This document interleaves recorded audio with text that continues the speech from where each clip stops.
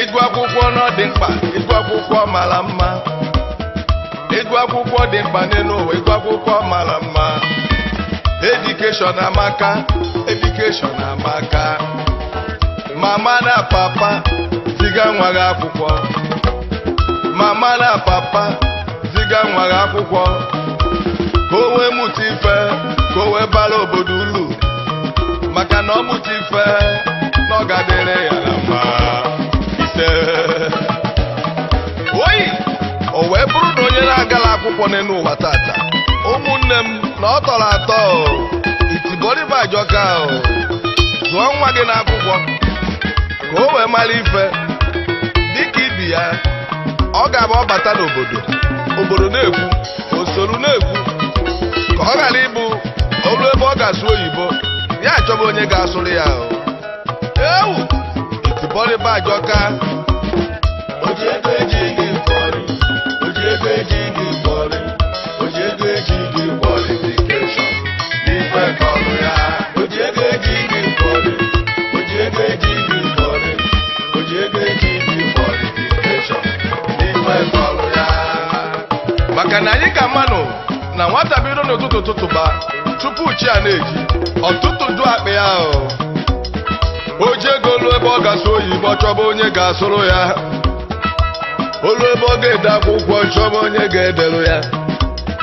Ọ bịa na ọha ebe a na-ekwu okwu chọba onye ga-ekwuru ya. Ahapụzia ya ka o kwue mana ọ mara ife ọ ga-ekwu. Ndị ji Quali kwụsịa oche sọpọted. Ị ma na ndị ji Quali kwụsịa ọ sị na afọ ekwu gị ife ọ chọrọ ikwu. Onye gwara gị nke bụ eziokwu? Ojego Ejighi Quali-Fication. Ife agụghị akwụkwọ na-eme elika ụmụnne m. Ụfọdụ wee sị onye ji ego ji ife. N'eziokwu o ji ego ji igwe. Mana ijide ego biko chọba Quali. Maka na Quali-Fication amaka, akwụkwọ n'ọdị ụsọ. Onye ji ego n'elu ụwa nyazụ ụmụ ya n'akwụkwọ.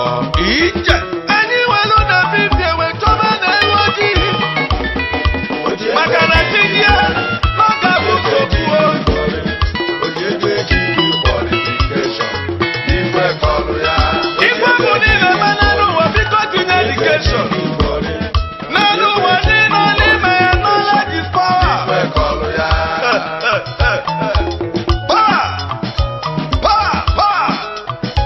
Oyibo karịrị mmadụ. Ojego bịala nzukọ ebe a na-asụ oyibo. Ojego bịala nzukọ ebe a na-asụ English. Ma na-eneghị anya onwe ezigbo ife ọ ga-ekwu. Ịma na o nwere ike onwe ezigbo ife ọ ga-agwa anyị. Ife ọ ga-ekwu bụrụ ife ga-abalụ nzukọ ife ọ ga-ekwu bụ ife ga-enyelu nzukọ aka. Because of n'oyibo bịara iche ọmala ife ọ ga-ekwuzi. Because of Quali ọmalọkọ ọ ga-esisi oyibo a. Ụmụnne m, ewu Education Academy eme m ife ma ya dịba ụwa ọzọ m ga-abịa aga m abụ a graduate. Ije ụmụnne na ụmụnna m, o nwere akụkọ m ga-akọrọ unu. Akụkọ m ga-akọrọ unu akụkọ mere eme akụkọ mere eme o merụ because of Quali. O luru ofu ụbọchị wee lacha obodo nna m. My father's village kedị n'ebe amụrụ m. After so many years nọ n'obodo mepere emepe. Akpatago m ego, eji m ego oyibo, ego na-erubere m isi, ana m eliju afọ. Mana ofufe na-ewute m bụ na m etiwa lost late. Ofufe na-ewe m iwe bụ na m enwere ọnụ Quali.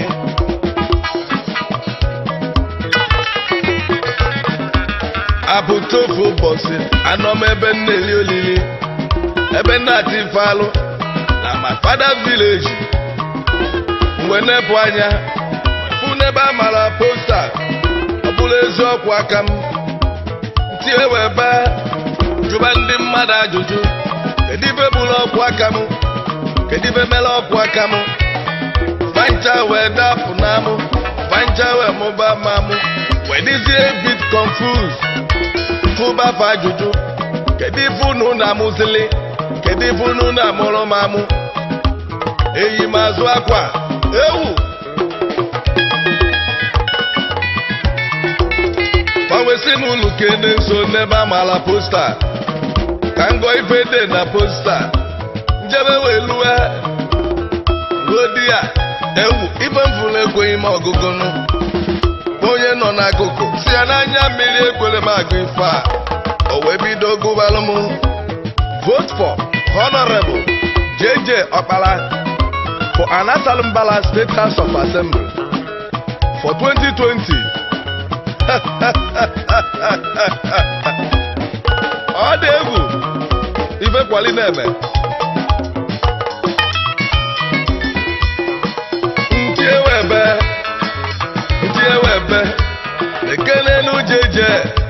lekenenu jeje nwa m na ya gụkọrọ akwụkwọ ka ọ na-akwado ije house.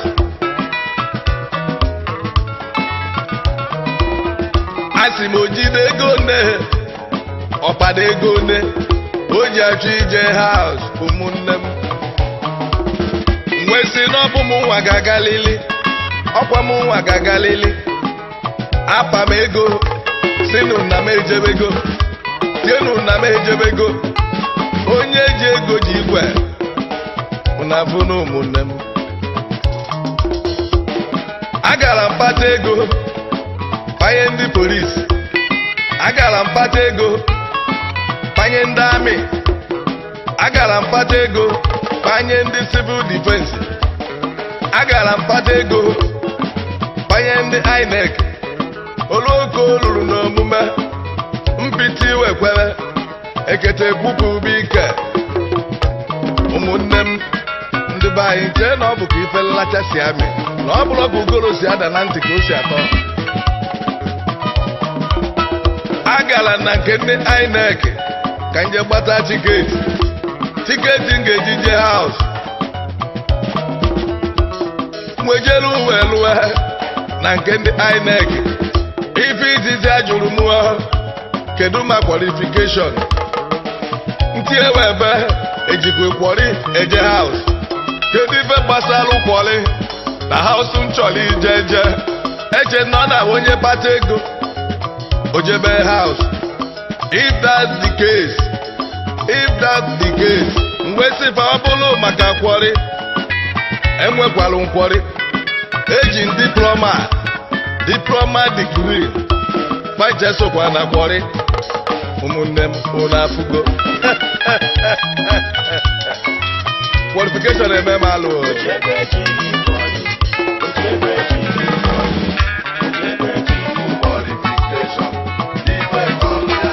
Ebe ụfọdụ na-arụ ọrụ oyibo mana fe nwere Quali. Ụfọdụ nọ na gọọmenti mana fe nwere ọrụ Quali.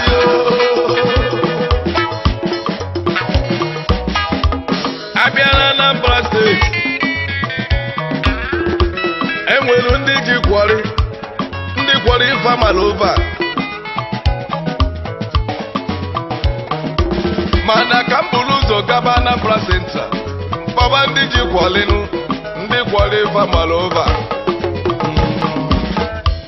His Royal Highness Igwe Prọfesọ Gọsin Obiekezie Adamadazi nnukwu na nnukwu Adama n'iji kwakwọli. Kedu maka Emeka Anyaọkụ, former Secretary of Commonwealth Nwogosi Emeka n'iji kwakwọli. Senator Mike Ajegbuo Ọkwakamu Menaj Mike n'iji kwọli. His Royal Highness Igwe Anubu Igwe Mba Ukwu Igwe n'iji kwọli. Eze ndị amoosu Oji ikpere tiwa akụ Igwe n'iji kwọli. Ekenele m Osita Odogwu nwa Chidọka Osita n'iji kwọli. Odogwu amụrụ n'Obosi. Prọfesọ Peter Ejiofor Odogwu amụrụ n'Obeledu. Sụbakwa Igbo Peter n'iji kwakwọli.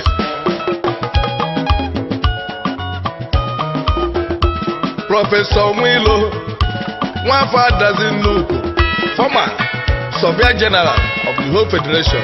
Ekenemi o iji kwọli. Ka nje ebe na Anambra North ka nchọba ndị ji kwọli. Kedu maka Computer Wizard Philip Emeagwali Odogwu nwa Ọnịcha do iji kwakwọli. Prọfesọ Igwe Alfred Nwachebe Agbogidi Igwe Ọnịcha ọnụmekene gị Igwe n'iji kwọli. Kedu maka Prọfesọ Tim Menakea Odogwu o nwere kwọli. Ka anyị gaba na Anambra South. Ka nchọba ndị ji kwọli na Anambra South. His Royal Highness Igwe Kenneth Orizu Igwe Nnewi Igwe n'Inwele kwọli. Prọfesọ Chukwuma Soludo, former Governor Central Bank of Nigeria onumekene gị. Kedu maka Prọfesọ Laz Ekwueme Igwe Idikara Igwe Ndoko Igwe iji kwọli o. Mgbe na-ekene Prọfesọ Dola Akụnyere ezi nwanyị na Nanka Osodieme na Agụrụ. Nne anyị ma na-elapụga anyị o. Anyị siri gaa nke ọma na ọrụ ịrụ na Naịjirịa. Anyị na-elota gị iji kwọli wee naba ahụ.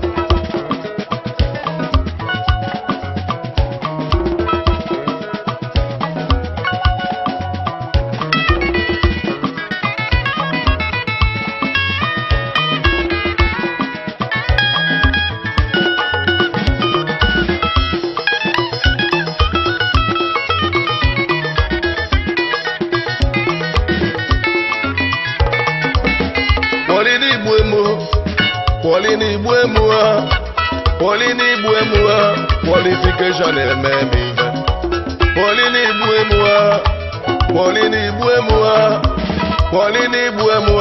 Quali-Fication eme ife. Onye na-enwele kwọli n'ụwa n'ọtọla atọ. Onye na-enwele Quali-Fication nwanne m n'ọtọla atọ.